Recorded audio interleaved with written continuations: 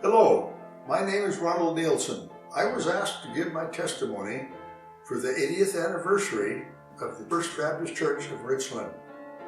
My first recollection of the church was when I was 6 years old, and we moved to Richland in January 1945. The church started in June 1945, using the Lewis and Clark grade school on the south end of town. On July 29th, 1945, I heard Pastor Niall Fisher preach on the second coming of Christ, and I remember seeing other people cry as they walked forward. After the evening sermon, the Holy Spirit convicted me very powerfully on my way home, and my parents saw that I was troubled. When we got home, my parents reviewed the plan of salvation with me. At that time, I accepted the Lord as I prayed while kneeling down with my mother on the right side and my father on the left. Since that time, I have never doubted my salvation ever since that moment I accepted Jesus. At the end of the summer, I was baptized.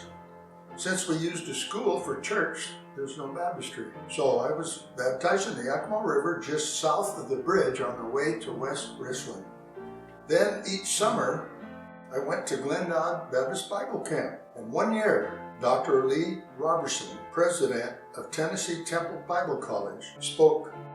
At the end of his message one night, he said, "Many of you are Christians, but are you willing tonight to dedicate your life to the Lord and come forward to show it?" Well, 16 people went forward, and I was one of them.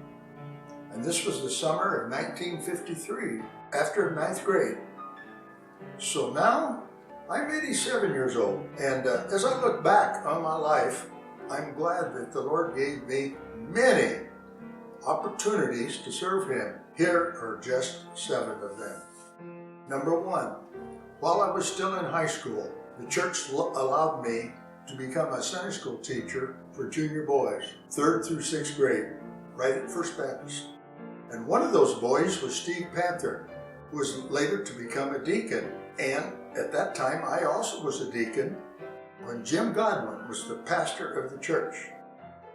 And Jim Godwin was also pastor of the church when they built this current building you're in right now. And it was constructed with H.P. Smith, my dad's closest friend at the church.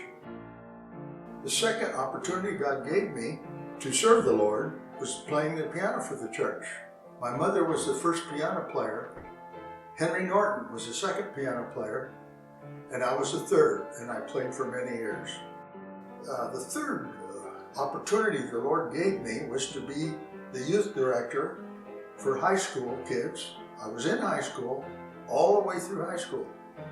Then the next item I'd like to mention was when I was still in high school, I saw that the preacher would be up behind the pulpit, but some old people were straining to hear his voice.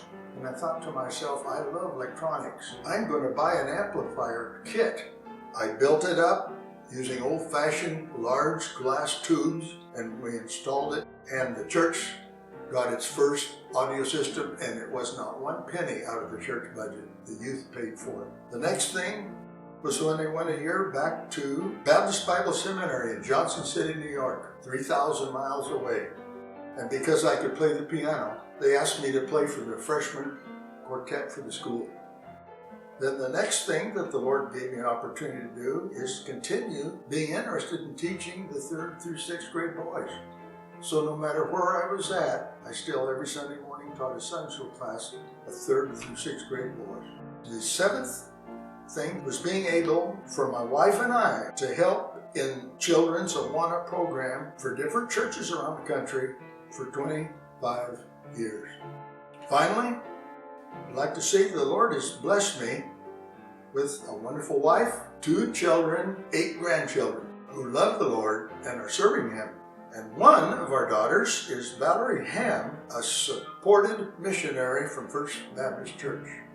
In conclusion, I would just like to say that I would always be thankful to the Lord for, even though I'm living 3,000 miles away, thankful to the Lord for First Baptist Church of Richland.